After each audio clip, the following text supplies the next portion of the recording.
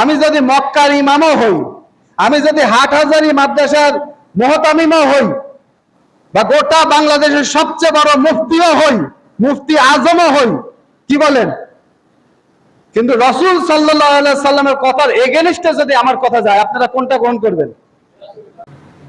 কারণ আল্লাহ সুবহানাহু ওয়া তাআলা বললেন, যারা নিজেদের দিনকে বিভক্ত করেছে এবং নিজেরা বিভিন্ন দলে ভাগ হয়ে গেছে, প্রত্যেক দলই নিজেদের কাছে যা আছে তা নিয়ে আনন্দিত। তাহলে এই আয়াত থেকে আমরা যেটা জানতে পারলাম যে ইসলামকে টুকরা টুকরা করা হয়েছে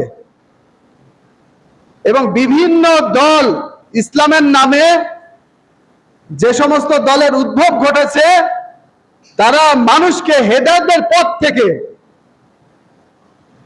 ছিন্ন করে গোমরাহ এবং পথভ্রষ্টতার পথের মধ্যে নিমজ্জিত করছে।